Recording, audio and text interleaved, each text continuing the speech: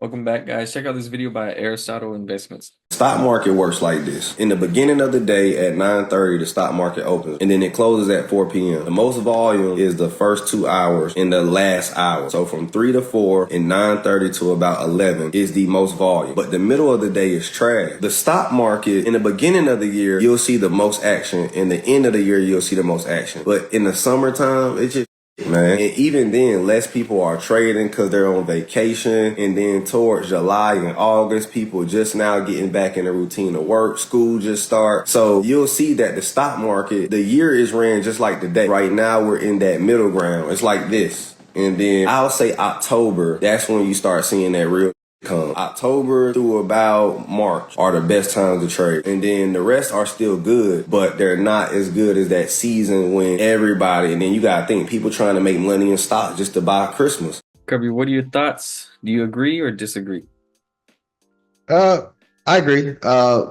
It's funny how he broke it down. Not funny, but it's very unique how he broke it down, I want to say. And then the part that stuck out to me was he said the best time to the most activity in the stock market is between October and March. Magically, that's exactly the same time I buy real estate between October and March. Because in the inverse of that, he's correct. Most of the activity or most of the volume in the stock market is between October and March. But the least volume of activity in the real estate market is between October and March. So for me as an investor, not a trader, I'm always doing the inverse. You know, the stock market got heavy volume. I mean, I'm invested there, whatever, but I'm super hyper focused between October and March in the real estate game. But he's 100% true. Like in the beginning of the day, like when I talked to you and you putting on your, puts and calls, your selling strategy for income. The beginning of the day, that's why you say, I'm not going to put on a trade to 10 o'clock. Yeah, because by 10 a.m., most of the move already happened in the market. So now you know where to put your sales strategies at. And then now you just got to weather the storm of the end of the market. But your sales strategies usually, by 10 o'clock, you already know where the market's at. So you can, place your buffers where you need to place them for the sale for income strategy that you're using. But that's how it is. Like most of the day trading, when people call themselves day trading, if somebody say they day trading like at 10, 11, like at 12, 1, 2 in the afternoon, that's when all the mush and the BS is going on in the market where there's not a lot of things going. You got the lunchtime break where you just see it drizzle down, but then at that last hour, you start seeing some uptick or downticks in the market, just like you see really in the beginning stages of the market. And so the real traders that's where they're at. That's when they know that's where the volume is going to be at, and that's when they're going in to make the trades that they need to make for the day. Day trading ain't sitting there for the entire day trading. Day trading is, hey, I'm in for about an hour or two in the day at the beginning of the day or the end of the day, and then that's it. The rest of the time you're looking for setups, and most of the setups they're looking for is at the day before, after the market closes and things like that. And then they just looking for that setup to execute, and then they jump in. But yeah, so during the summer months, especially April, May, June, July, vacations, kids out of school, people ain't paying attention. That's the time where I'm looking for opportunities. Like, I talked about Disney, I talked about Nike. It's another one where it was down bad, just in the mush of the market, and it presented a great value. So that's where I was jumping in at. And then I'm looking for October to March to push those stock prices forward to make everything happen. Right. Yeah, you've talked about a few. You've talked about Meta. That was one. That Right. was one I Right. jumped into. When Amazon came down, Apple. Mm-hmm. It's been a few. Yeah, I agree too.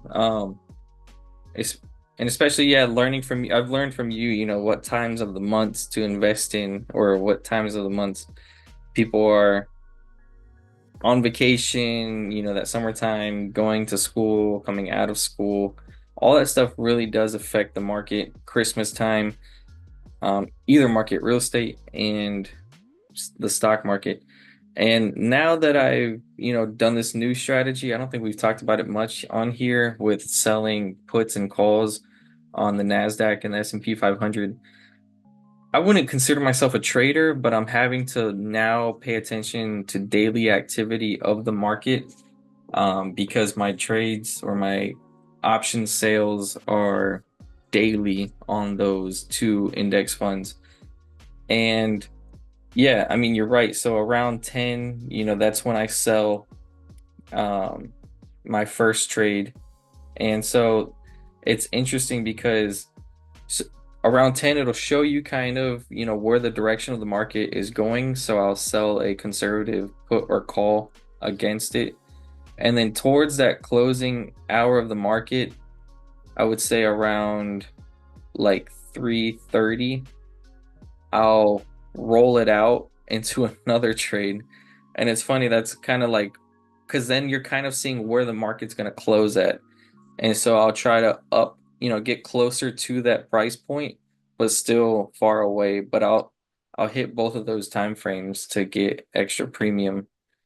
And so I agree with that statement there that, that's kind of where he's trading at.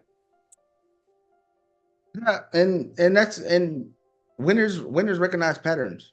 Losers just go along and just hope that it's going to work out. That's what it is. The pattern is, like you said, 9:30 to 10:30 or 11:30, really 11 o'clock. That's where most of the volatility is at. So once you recognize that, then you find ways to benefit. If you just plain ignorant to the market and how things work, no matter what it is, no matter if it's business, no matter if it's real estate, no matter if it's the stock market. If you just ignorant commodities, currency, no matter what. But if you just ignorant and just blind to what's going on and you're not recognizing patterns, that's really what trading is recognizing patterns, recognizing habits, recognizing what behavioral issues that people have when it comes to the market. If you don't recognize those patterns, then you're in there for nothing. There's a reason why 95% of day traders go broke because they don't recognize patterns. They just in there thinking they're doing something when they're just playing around in the mush and they're just getting ran over and just getting knocked out of and blowing up their accounts because they don't understand how things actually operate. It's always bigger than what you see. And if you don't understand the game, you are the game that's being played. But I'll leave it right there. So that being said, guys, if you like the video, hit the like button. Don't forget to like, share, subscribe, and we will see you guys in the next one.